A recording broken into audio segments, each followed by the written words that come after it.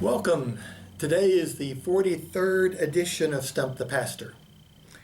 Our question today comes from Jim in Virginia, and he asks, does God like that humans divide into various denominations and congregations in the same city? Well, far be it from me to assume that I know what God thinks about pretty much anything, including denominations. But as all of you know, that has never stopped me from telling you what I do think. One of the things I can tell you is that denominations only exist because humans tend to think that how me and my group understand reality is the right way.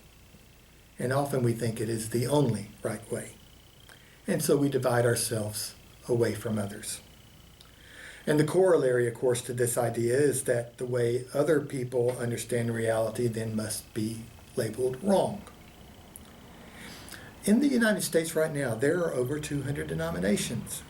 And that doesn't even count the thousands of independent churches. Around the world, it is estimated that there are 45,000 denominations. Now, some denominations were formed over a difference in belief. Others broke away from each other over corruption. Some were created by power grabs. The history of Christianity is fascinating as a lens for learning about human dynamics. In some sense, Christianity has always found itself dividing, even from the earliest days. Sometimes it was around language or culture that made congregations see themselves differently from their sibling congregations in other places. Political understanding, theology, racism, and even modernization have contributed to congregations clustering into denominations apart from each other. But one of the most significant causes for new denominations has been schism. Now, here in Alabama, we have this saying that Baptists are the only denomination that multiplies by dividing. But just for the record, they aren't. Internal strife within denominations may cause it to splinter into factions. The first major schism was the break that left Catholicism and Eastern Orthodoxy as the two major denominations in the world. Of course, the Protestant Revolution multiplied that splintering further, and we have continued from there. But Jim's question is about what God thinks about these divisions in the same city.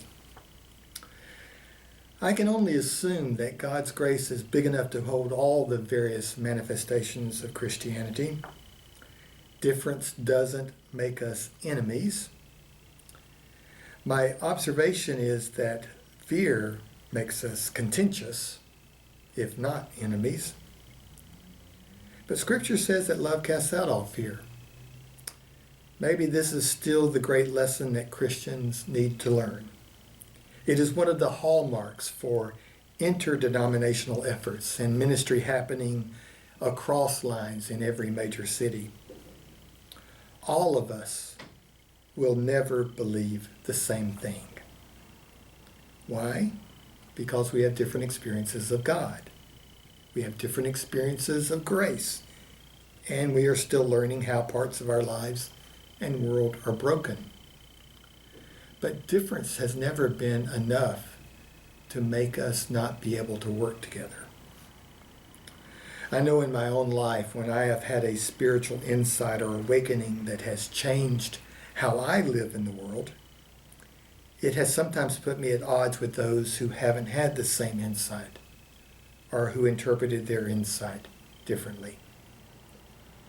That's why making efforts to work across denominations continues to be so important.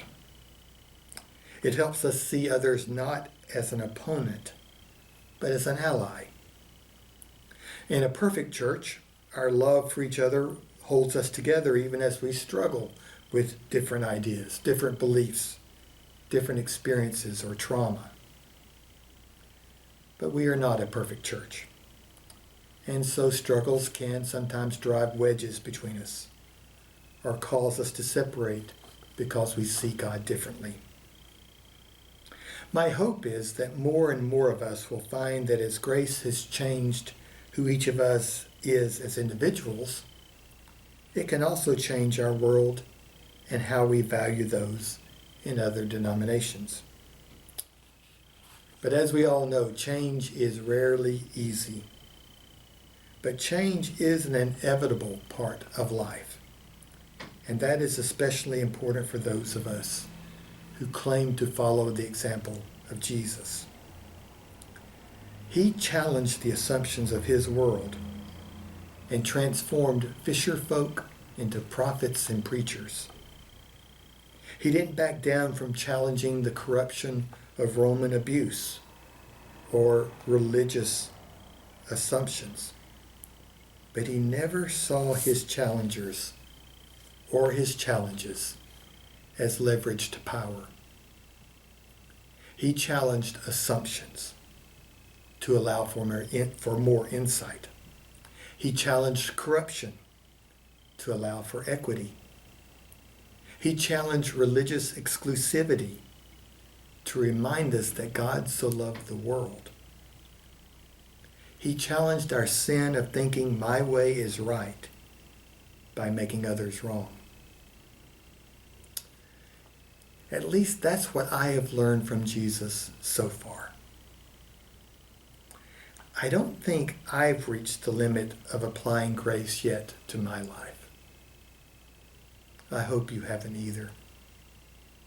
See you next time on Stump the Pastor.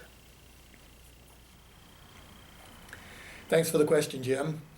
As you know, I always like to get responses to it, so send me what you think about how I answered your question. And any of you, if you have questions or if you want to tell me more about your questions, send them to me. My email address is on the bottom of your screen. See you next time on Stump the Pastor.